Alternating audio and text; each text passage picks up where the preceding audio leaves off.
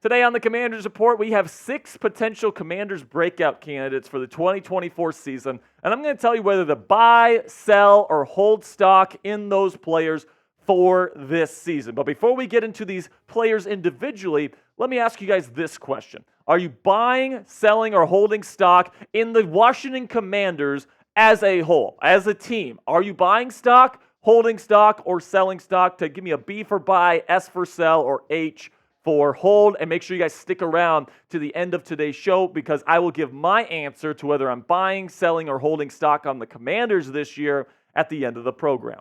Okay, now let's get to our first player here, and this is somebody that a lot of people are talking about. Former first-round pick from 2 seasons ago out of Penn State, Jahan Dotson. Kind of had a disappointing 2023 campaign his sophomore season. Had some drop issues. Obviously, Sam Howell wasn't the best quarterback in the world last year. But, man, I am going to be buying stock in Jahan Dotson this year. I think he's a really good route runner. I'm hoping that, with somebody better than Sam Howell throwing him the football, the drop issues are going to be lesser this year. And I'm definitely excited to see what Jahan Dotson is going to be able to do with a guy like Jaden Daniels throwing him the football, especially with the way Jaden is throwing it or has thrown it during training camp and OTAs to this point. If he continues that success into the season, I think Jahan Dotson's going to reap the benefits there, so I'm going to buy stock in Jahan Dotson. Now, another receiver that could kind of be considered a boomer bust kind of guy this year is Dyami Brown. It's kind of a shit or get off the pot situation for Dyami this year. He hasn't exactly blown up the way that Commanders fans were maybe hoping that he would after he got drafted out of North Carolina. But I think that I'm going to hold on this one because I like Dyami. I like his deep threat ability. And with a guy like Jaden Daniels who throws a beautiful deep ball, very catchable deep ball, I could see a guy like Dyami Brown really start to, be a productive receiver in this league. However, he hasn't shown it yet. So I'm not really ready to buy because I haven't exactly seen the consistent flashes that maybe we've seen from a guy like Jahan Dotson at this point. So I'll hold on Dyami Brown. I'm not really ready to give up on him, but I'm not necessarily ready to buy stock in him just yet. Now, coming up here on the Commanders Report, we got more Commanders breakout candidates to buy, sell, or hold stock into. And remember, I'm going to be giving my answer for the team as a whole at the end of today's show, so you don't want to miss that either. But before we get into the rest of today's program, go ahead and check out our friends at Game Time right now because they have the fastest and easiest way to buy tickets for all sports, music, comedy, and theater in your area. With killer last-minute deals, all-in prices, views from your seat, and their lowest price guarantee, Game Time takes the guesswork out of buying tickets to whatever event you choose. Guys, I'm somebody that likes to get last-minute tickets. I like to, wait kind of last minute. I'll be sitting here at my office here at Chat Sports. And I'm like, you know what? I want to go to a Dallas Mavericks game, or I want to go to a Texas Rangers game, or I want to go to a concert with my girlfriend, Cassie.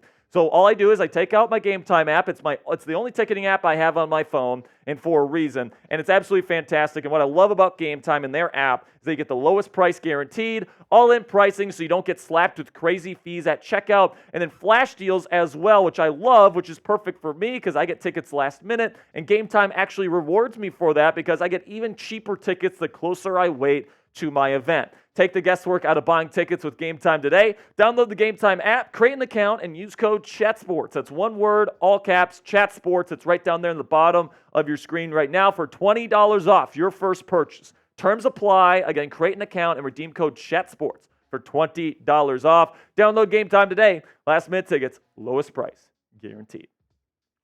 Now we go from wide receiver to defensive back here. And of course, last year, second-round pick Quan Martin. Maybe not the best season his rookie campaign. He was kind of thrown in there. I thought that he was a pretty poor fit for Jack Del Rio's kind of off-coverage type system. He didn't really look comfortable in the slot. But I'm going to say buy stock in Quan Martin this year because they're moving him to pretty much a full-time safety role. Now, it's going to be a rotation between Derek Forrest, Jeremy Chin, and Quan Martin. But I like that rotation, and this defense is actually going to use 3 safeties on the field quite a bit as well. So I like Quan Martin. I like his game. He's played really, really well in OTAs and training camp to this point. And he had a highlight reel interception during OTAs that went viral. I think he's going to have a really good season as a rotational safety, so I'm definitely buying stock in last year's second-round pick.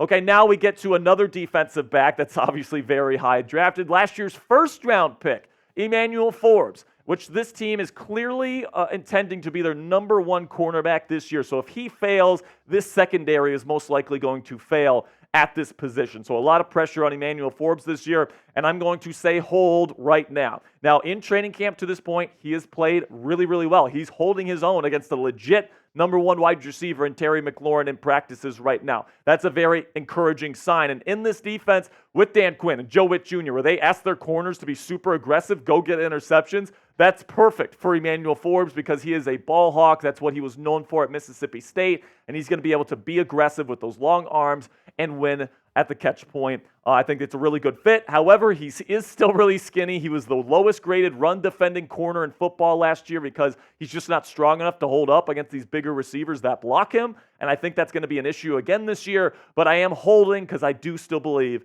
in Emmanuel Forbes, so I'm not really ready to bet on him just yet. Now, another cornerback to discuss here is Benjamin St. Juste, where it's another guy here where it's like, shit, or get off the pot here, dude. He's had a lot of opportunities. He has not really made the most out of those opportunities. If we're being honest, he's played a little bit in the slot. He's played a little bit outside. He's got long arms. He's big. He's physical, but he doesn't quite have the speed, which is why I'm going to sell stock on Benjamin St. Juste. I wouldn't be surprised if Michael Davis, the free agent corner that they brought in this year, ends up being the other starting corner for this football team here. Benjamin, I think he's a decent rotational third corner, but that's probably all he is at this point. He just doesn't quite have the long speed, and there's only so much you can do if you don't have the wheels.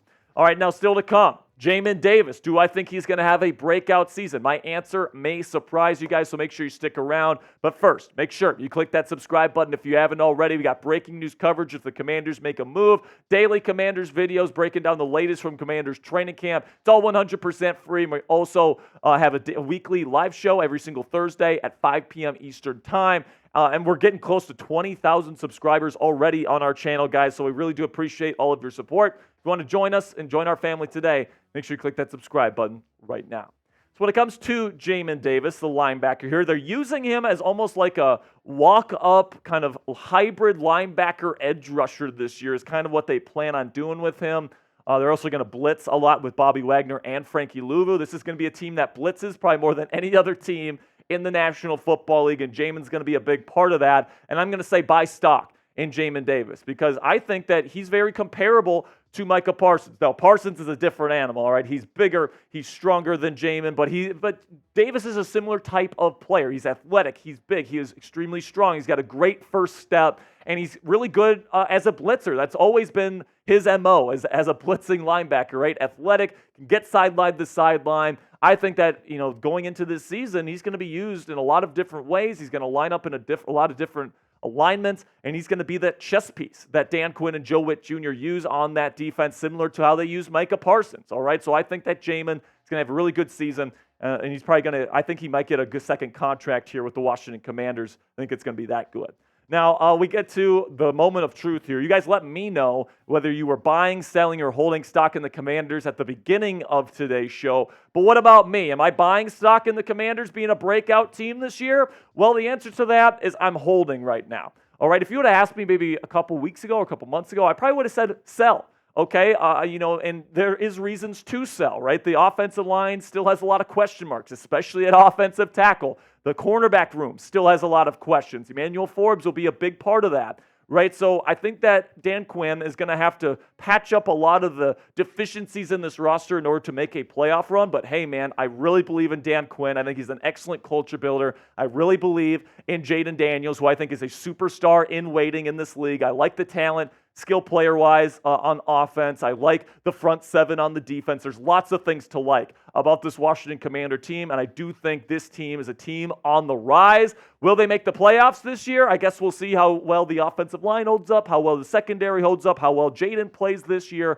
So right now I will hold, but the future is definitely bright. Now, if you're ready to raise hail this year, let me know down there in the comments section by typing raise hail in all caps right now in the comments. If you made it to the end of today's show, really do appreciate you. You're a real one. And until next time, guys, raise some hail.